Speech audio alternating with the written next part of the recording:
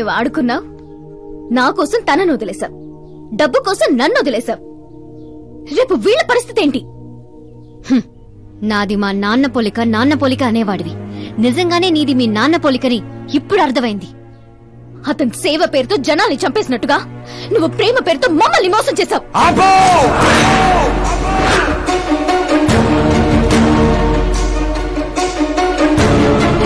ఇంకో మాట మా నాన్న గురించి అన్నావో అసలేం తెలుసు నీకు మా నాన్న గురించి?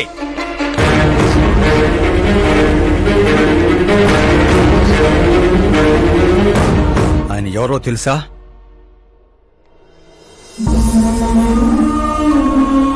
అందరూ హ్యాపీగా ఉండాలని ప్రతి ఒక్కరిని తన కనబిడ్డలా చూసుకునే దేవుడు మా నాన్న. అలాంటి మా నాన్న ఎలా చనిపోయాడో తెలుసా?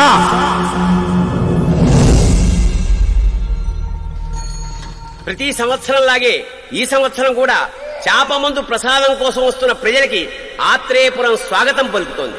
ఉబ్బసం మొదలుకొని డాక్టర్లు నయం చేయలేని రోగాల్ని, మందులే లేని జబ్బుల్ని కూడా నయం చేస్తూ తన హస్తవాసితో హస్తినాపురం దాకా తెలిసిన వ్యక్తి మా జయనారాయణ గారు. అని మా నాన్న స్నేహితుడైన ఆర్ఎంపీ డాక్టర్ మాత్రమే కాదు, ఆ చుట్టుపక్కల ఊళ్ళో ప్రజలందరూ నమ్మేవారు. మండే సూర్యుడు కూడా ఆయన స్పర్శతో చెలబడేవాడు.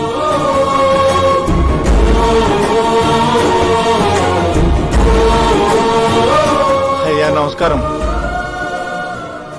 మీ నమ్మకమే నయం చేస్తుంది.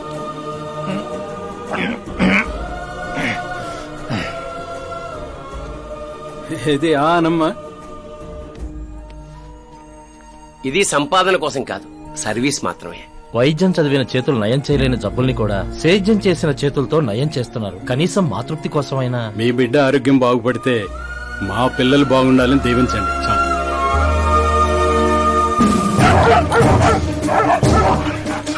మా నాన్న సేవలు గుర్తించి పార్టీ హైకమాండే మా ఇంటికి వచ్చింది. నాకు రాజకీయాలు తెలియదండి. తెలిసిన వాళ్ళు వస్తే రాజకీయాలే చేస్తారు, అదే మీరొస్తే సేవ చేస్తారు. అలా సేవ చేసేవాళ్ళు ఈ జిల్లాలో చాలా మంది ఉన్నారు కదండి. అలాంటి వాళ్ళు జాతరలో జంటాలాంటి వాళ్ళు, మీరు జాతీయ జంటాలాంటి వారు. కానీ 15 ఏళ్ల నుంచి టికెట్ కోసం ఎదురు చూస్తున్న అశోక్ గజపతి ఏమనుకుంటాడో. పదవుల గురించి మాత్రమే ఆలోచించే వాళ్ల గురించి మా పార్టీ ఆలోచించదు. కానీ అశోక్ గజపతి ఆలోచించాడు. అందరి అంచనాలను తలకిందులు చేస్తూ తనకు టికెట్ రాలేదనే చేదు నిజాన్ని పక్కన పెట్టి చేతులు కలుపుతానని తీపి కబురుతూ మా నాన్న దగ్గరికి వచ్చాడు. ఏంటండి ఇది? బాధను పంచుకోవాల్సిన టైంలో స్వీట్స్ పంచుతున్నారు. మీ సీట్ మావాడికి వచ్చిందని బాధగా లేదా? లేదని చెప్పను, కానీ బాధపడితే అర్థం లేదని మాత్రం చెప్పగలను. ఒక మండల ప్రెసిడెంట్గా నేను పనులు చేస్తున్నాను, కానీ ఓ మనిషిగా ఆయన సేవలు చేస్తున్నారు. పని చేస్తే జీతం వస్తుంది, సేవ చేస్తే పేరు వస్తుంది. ఇప్పుడు ఆ పేరుకి టికెట్ వచ్చింది. ఈ జెండా పట్టుకుంది పార్టీని గెలిపించడానికి కాదు, ప్రజల్ని గెలిపించడానికి. మీరు నా పక్కన నడిస్తే ఆ గెలుపు మీతోనే మొదలవుతుంది. వారి స్నేహాన్ని చూసి ఊరంతా సంతోషపడింది.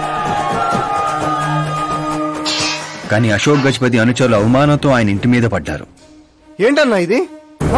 రే, ఆశించిన వాడికల్లా అందడానికి పదవనేది అవకాశం కాదురా, అదృష్టం. మనం ఎంత కష్టపడ్డామన్నా? కష్టపడితే కూలీ వస్తుందిరా, కుర్చీ కాదు. ఆ వచ్చేదాన్నే వాళ్ళు లాక్కెళ్ళాడన్నా. పవర్ని ఎవ్వరూ లాక్కెళ్ళలేర్రా. అదిగో ఆ కుర్చీని చూడు, దాంట్లో అలా ఓ ముసల్ది కూర్చుంటే అది వీల్ చైర్. ఓ ఆఫీసు ముందు సెక్యూరిటీ వాడు కూర్చుంటే అది వాచ్మెన్ చైర్. ఓ సీఎం కూర్చుంటే అది సీఎం చైర్. విలువ కుర్చీలో ఉండదురా, మనిషిలో ఉంటుంది. మనిషిలో ఉంటుంది. పిండి వంటలతో మా ఇంటికి పండగ వాతావరణం వచ్చింది. పుస్తకాలు ఉండాల్సిన మా చేతుల్లోకి పార్టీ జెండా వచ్చింది. చిన్నపిల్లలు చదువుకోకుండా జెండాలతో ఆటలేంట్రా? ఏం లేదు నాన్న, మన పార్టీ జెండా బాగుంది, కానీ పార్టీ గుర్తు టైగర్ కంటే లయన్ అయి ఉంటే ఇంకా బాగుండేది. ఎందుకు నాన్న? ఎందుకేంటి నాన్న? లయన్ ఫారెస్ట్ కింగ్, మీరు ఊరి కింగ్ కదా. తప్పు నాన్న, ఎవరూ అలా కింగ్ అనుకోకూడదు. నేను తప్పు చేస్తే ప్రజలు శిక్షిస్తారు, అదే సింహం తప్పు చేస్తే టైగర్ శిక్షిస్తుంది. ఏంటి?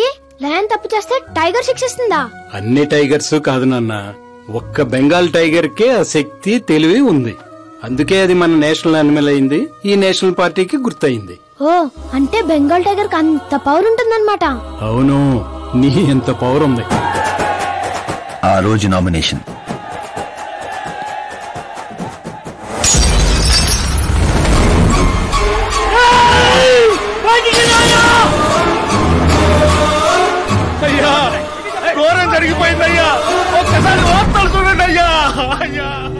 చేప మందు వికటించి విషం చిమ్మింది. అమాయకుల ప్రాణాలపై క్లినికల్ ట్రయల్స్. డబ్బు కోసం ఫార్మా కంపెనీతో చేతులు కలిపిన జయనారాయణ. వందలాది మంది ప్రాణాలు గాల్లో కలిసిపోయాయి. కాళ్ళు చేతులు చచ్చుబడిపోయి కొందరు, బ్రెయిన్ డెడ్ అయిపోయి ఇంకొందరు. అసలు ఎంతమంది చనిపోయారో, ఎంతమంది బ్రతికే అవకాశం ఉందో డాక్టర్లు ఇంకా నిర్ధారించడం లేదు.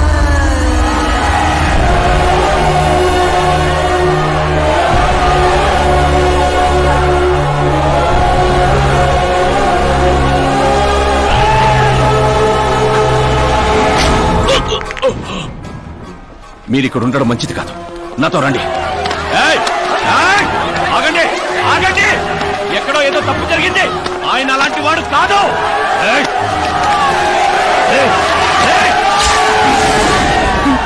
అయ్యగారు ఎవరో పొడి చేశారు. పారిపోండు. ఎవడు లేట్రా? నేనేరా.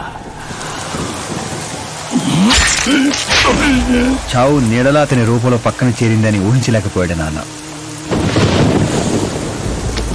వాణ్ణి చూస్తావేంట్రా? నువ్వు నిజాయితీ నమ్ముకుంటే వాడు అమ్ముకున్నాడు. ఫార్మాస్యూటికల్ కంపెనీ ఆ డాక్టర్ని కొన్నది. ఆ డాక్టర్ నిన్ను కొన్నాడన్నదే ఈ స్టోరీరా. నిన్ను చంపడానికంటే ముందు నీ పేరుని చంపాలనుకున్నాన్రా. అందుకే ఇదంతా. పోయే ముందు మాట గుర్తుపెట్టుకో. జీవితంలో డబ్బు నోడుతో పెట్టుకోవచ్చు, పవర్ ఉన్నోడుతో పెట్టుకోవచ్చు, బ్యాక్గ్రౌండ్ ఉన్నోడుతో పెట్టుకోవచ్చు, కానీ తెలివి నోడుతో మాత్రం పెట్టుకోవద్దురా.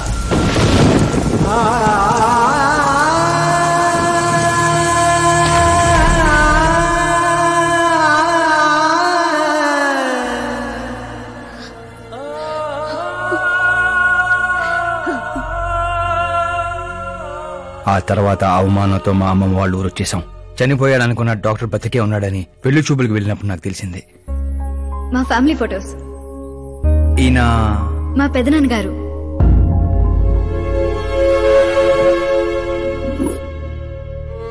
ఓ యాక్సిడెంట్ లో తన ఫ్యామిలీ మొత్తాన్ని తీసుకెళ్లిన దేవుడు తనను మాత్రం నిజాన్ని బతికించడం కోసమే బ్రతికించాడని అర్థమైంది. వాడు మీ నాన్నని తెలివిగా చంపాడు. అదే తెలివి నీ ఆయుధం కావాలి.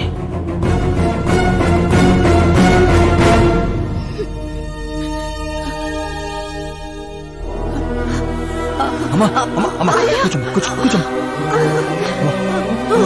అమ్మా అమ్మా